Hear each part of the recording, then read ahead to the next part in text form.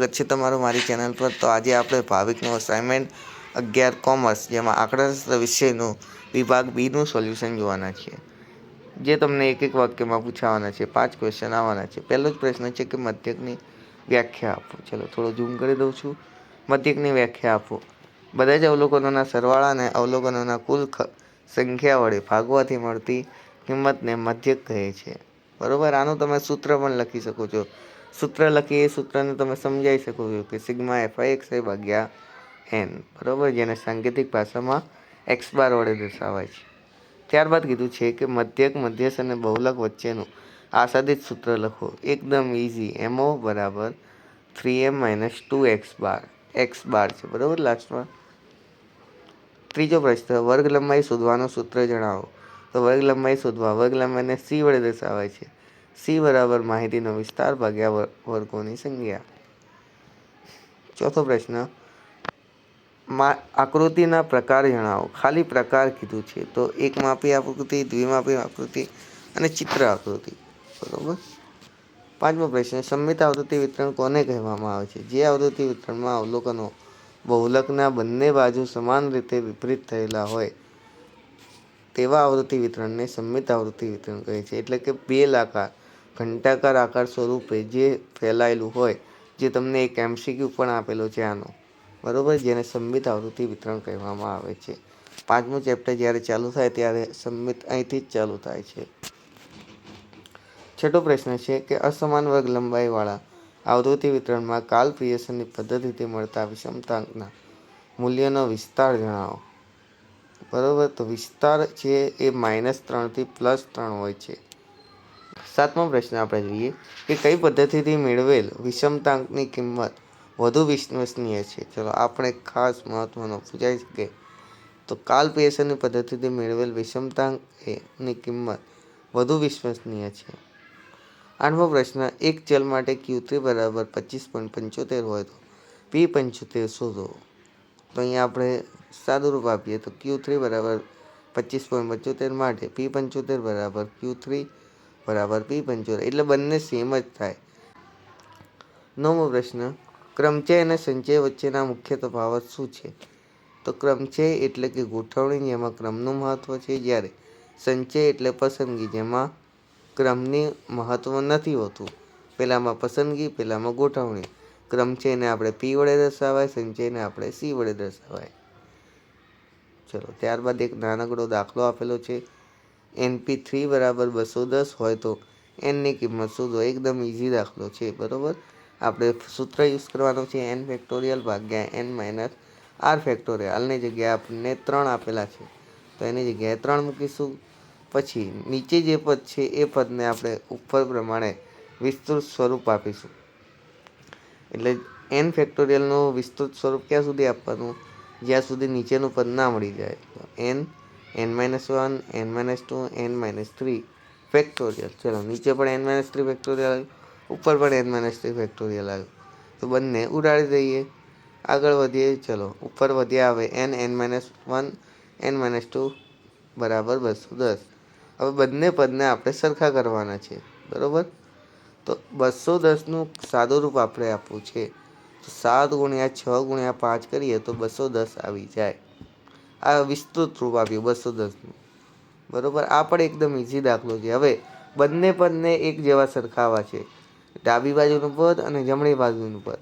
તો n બરાબર આપણે 7 લઈએ તો બંને પદ સરખા થાય। જો જમણી બાજુ ચેક કરો કે 7 × 7 - 1 એટલે 6 થઈ જાય, ગુણ્યા 7 - 2 એટલે 5 થઈ જાય, તો બંને પદ સરખાઈ ગયા।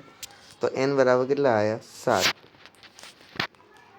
આપણે દાખલાની ગણતરીવાળો અલગ વિડીયો આવી જ રહ્યો છે, આના પછીનો વિડીયો, બરોબર। વિભાગ C, D, E, F દરેકમાં આપણે ગણતરીવાળા દાખલા સમજાવતા વિડીયો આવશે, બરોબર। હાલ સમય નહોતો એટલે એક વિડીયો મેં અપલોડ કરી દીધો છે, પણ દરેક વિડીયો લાઈવ ટુ સમજાવતા વિડીયો આવી રહ્યા છે, તો ચેનલને સબસ્ક્રાઈબ કરીને રાખો અને તમારા મિત્રોને પણ શેર કરતા રહો વિડીયો। 22મો પ્રશ્ન પણ દાખલો છે કે વિયાન શબ્દના બધા જ અક્ષરોનો ઉપયોગ કરી કેટલી રીતે ગોઠવણી કરી શકાય?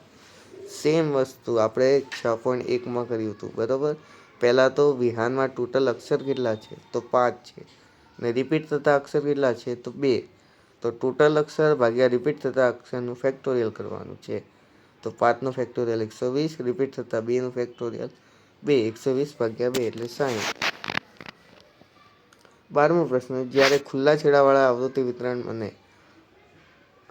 અને આવૃત્તિ વિતરણમાં એક કરતાં વધુ બહુલક હોય ત્યારે વિષમતાનું કયું સૂત્રનો ઉપયોગ કરીશું? બરાબર. વિષમતાંક એટલે જે અને વિષમતા એટલે SK. તો વિષમતાંક બરાબર Q3 + Q1 - 2m ભાગ્યા Q3 - Q1. બરાબર. ચલો 13મો પ્રશ્ન, 5 જુદા જુદા પત્રો 5 કવરમાં કેટલી રીતે મૂકી શકાય? તો 5 પત્રો છે અને 5 કવર છે. પત્રો પણ 5 છે, કવર પણ 5 છે, એટલે 5p5. 5p5 એની 5નો ફેક્ટોરિયલ 120 રીતે મૂકી શકાય. ચલો આ પણ એકદમ ઇઝી છે, પણ તમને કન્ફ્યુઝ કરી દે એવો પ્રશ્ન છે કે 3 ફેક્ટોરિયલ ગુણ્યા 0 ફેક્ટોરિયલની કિંમત શું થાય?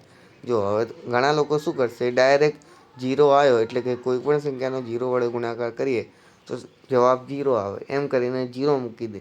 પણ એવું નથી. અહીંયા 0ની બાજુમાં ફેક્ટોરિયલ છે, જુઓ. એટલે સૌથી પહેલાં આપણે 3નો ફેક્ટોરિયલ થાય 3 × 2 × 1 એટલે 6. અને 0નો ફેક્ટોરિયલ પણ 1 જ થાય. કેટલો થાય? 1.